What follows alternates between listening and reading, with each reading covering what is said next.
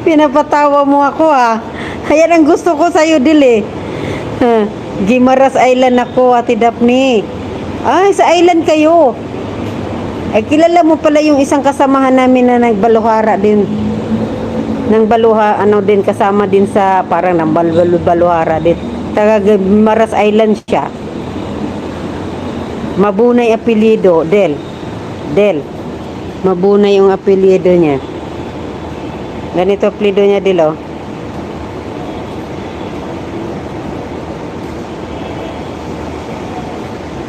Sumama din sa ng baluhara. Hindi naman sa ng baluhara.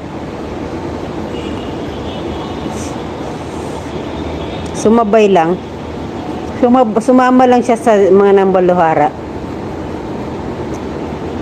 Yan apelyido niya, Del. Taga Gimaras Island siya. Alam mo yung mga apelyido doon, ano, Del? Hinugaling. Hinugaling. Sa Gimaras Island, hinugaling. Mga hinugaling apelyido. Bigay mo buong pangalan niya, Ate Daphne. Chat mo sa messenger ko. Marami yan sila, lista ko, ha? Lista ko, lahat.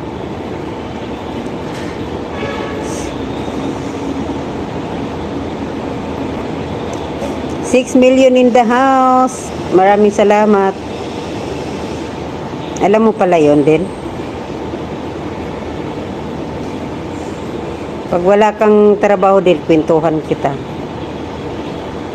Kwento ko sa'yo. Pag may time kang makipagkwentuhan sa akin, mamaya, pwede naman mamaya. Wala ka naman ng trabaho na di ba?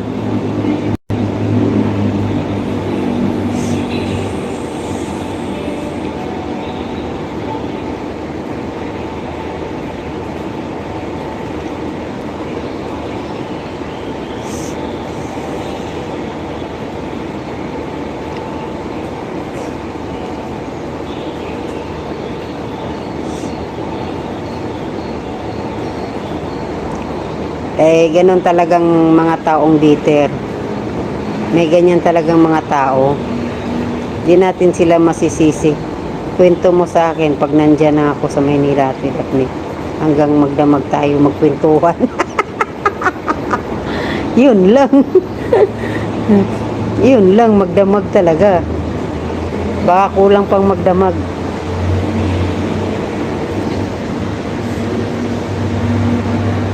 Ba't lumiit to? Ba't lumiit yung aking live? Ba't lumiit?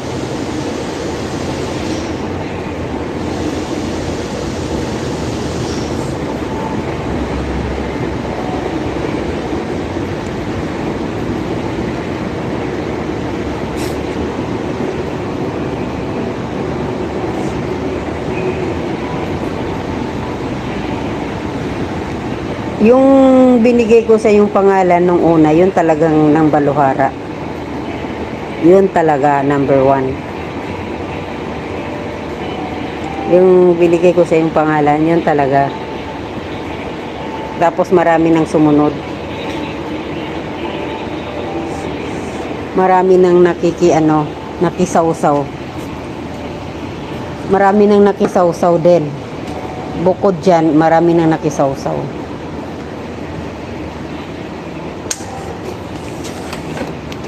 Iwan ko sa kanila, masaya na sila sa mga ganyang buhay nila. Dapat hindi lang isa ang nag-report. Dapat hindi lang isa.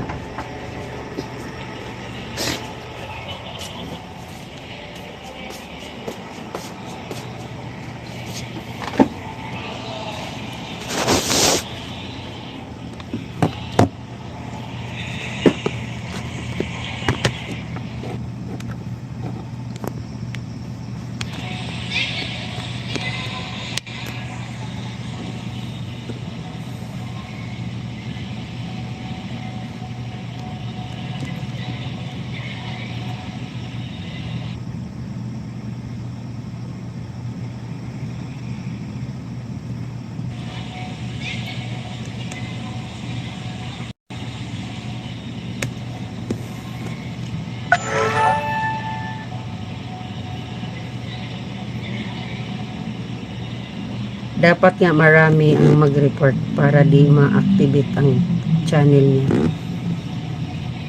Kaya nga baka mayroon kang mga kaibigan dyan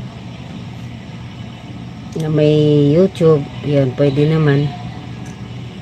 Bigay mo na lang din. Marami kang kaibigan dyan.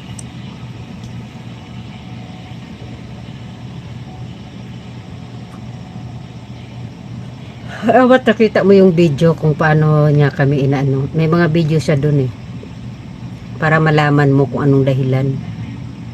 Dapat tiningnan mo yung mga video niya sa live na video niya. Kahit doon sa ibang mga may live, ginagawa niya yun. Hindi niya live ginagawa din niya yun. Oh my God! Wow! Bakulaw!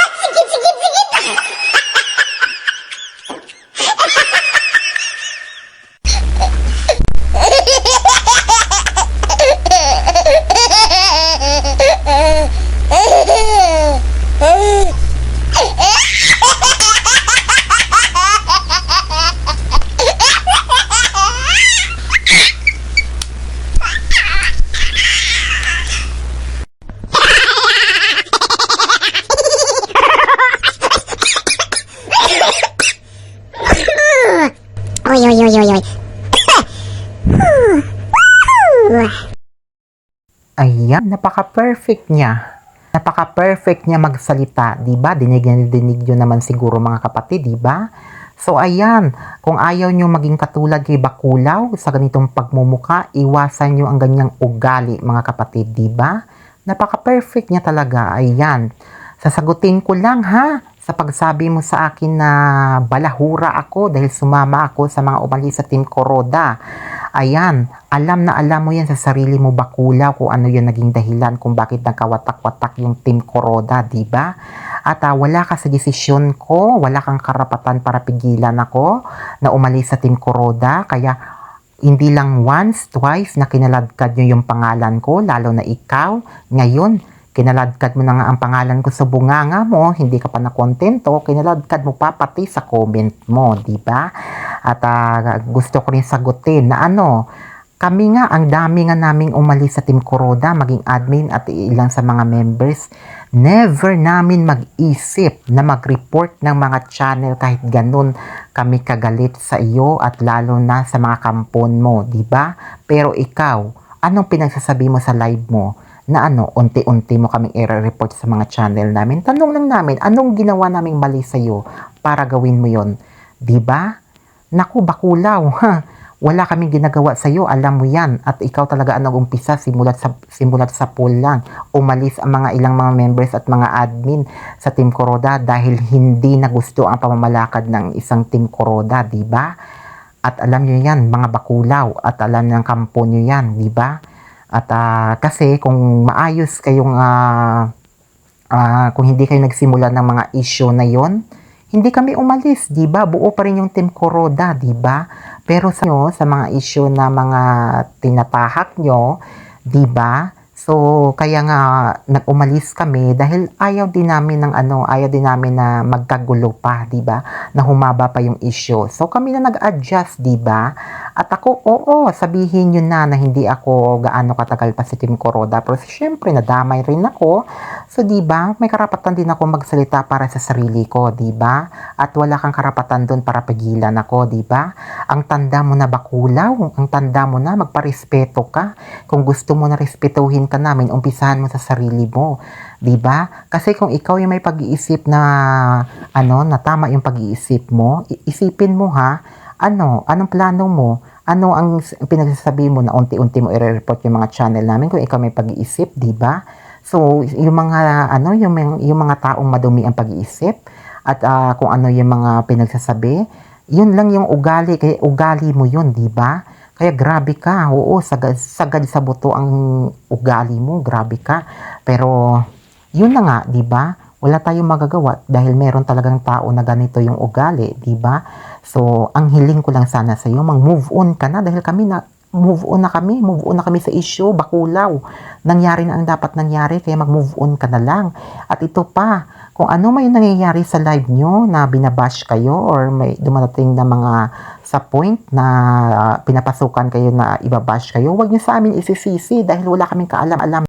Bago kayo magsalita sa mga live nyo, kung may patunay kung may patunay kayo na kami ang gumagawa niya, dahil kung may patunay kayo na kami ang gumagawa niyan, kami mismo humihingi ng pasensya sa inyo. Pero ang kuda lang ng kuda, hanggang salita lang naman, patunayan nyo.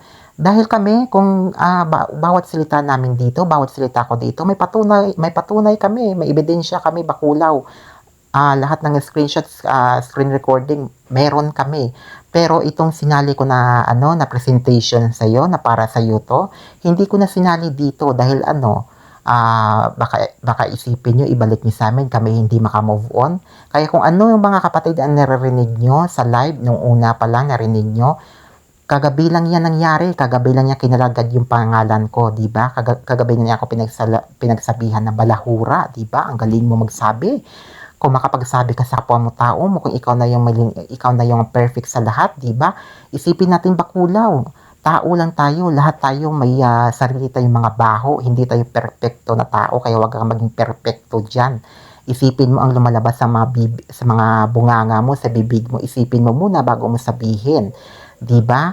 At live mo in public yan, maraming nakakarinig yan. Kaya ka na lang, thank you ko na lang at narinig namin, 'di ba? Narinig ko na ako ulit ang kinaladkad mo sa live mo, 'di ba? Mag-move on ka na sana, mag-move on ka na para magkaroon ka rin sa isip mo ng peace of mind, lalo na mga kampon mo, 'di ba? So sana magkaroon ka na ng kasiyahan sa iyong puso, 'di ba? Kaisipan, yung maliwanagan ka sa lahat, 'di ba? Mag-move on ka na dahil kami matagal na kami move on. Kung nakakarinig ka man sa amin minsan sa mga pinagsasabi namin sa aming live, dahil kayo ang lagi nauuna, 'di ba? Sa tuwing minsan nakakarinig kami sa iyong live, minsan sa mga comment, 'di ba? Kung masama lang kami talagang ugali, kung kasing level mo kami, naku, bakulaw, hindi lang ganito ang aabutin mo, di ba? Pero marunong kaming mag-control sa aming sarili, di ba? Alam namin ang tama sa mali, hindi sa nagmamalinis kami dito. Kami, inaamin namin na hindi kami perpekto na tao. Kanya-kanya kami, may mga baho din kami tinatago, di ba? Sinasabi ko yan, sinasabi namin yan, dahil lahat naman to hindi perpekto. Ikaw, kaya mo bang aminin? Di ba? Kung ganun ka, di ba? So, siyempre, sa mga ugali mo, talagang pinapatunayan mo talaga na bakulaw ka. 'Di ba? Kaya sa susunod, sana, before ka magsabi-sabi sa akin, nakaladkarin mo ulit ang pangalan ko, lalo na sa amin, na nanahimik na kami, isipin mo muna bago lumalabas sa bunganga mo. Hindi yung kuda ka ng kuda, pero wala ka naman patunay sa sarili mo, wala ka naman patunay sa mga pinagsasabi mo. 'Di ba? Isipin mo 'yon, lalo na sa kay kapatid Bams, 'di ba? Na isipin mo, pagbintangan mo na kung saan sa isang channel, i-hide ka, pagbintangan mo yung isang tao na hindi naman may-ari ng kanyang channel. Naku, isipin mo muna kung ano yung nangyayari sa iyo. Isipin natin, oo, ikaw nga nakapagsabi ka nga sa live mo na may karma. Ako sasabihin ko din may karma din. So, na lang, good luck na lang kung saan patutungo yung karma, 'di ba? At alam naman natin sa bawat sarili naman natin kung ano yung pinagsimulan, 'di ba, ng issue sa Team Kuroda, 'di ba? Kaya ito lang ang masasabi ko sa iyo, bakulaw, mag-move on ka na. Ito lang ang masasabi ko sa iyo ng paulit-ulit. Mag-move on ka na sana para maging masaya ka sa buhay mo. 'Di ba? Matanda ka na, magparespeto ka. Kung gusto mo respetuhin ka namin, 'di ba? Kaya paulit-ulit ko sinasabi sa iyo, mag-move on ka na. Move on na move on na bakulaw. Ayan, move on na gurang. Ayan. Kung gusto ka na may respetuhin, ito lang masasabi ko sa'yo. Paulit-ulit ito, pakinggan mo. Mag-move on ka na. Mag-move on ka na. Mag-move on ka na. Mag-move on ka na. Mag-move on ka na.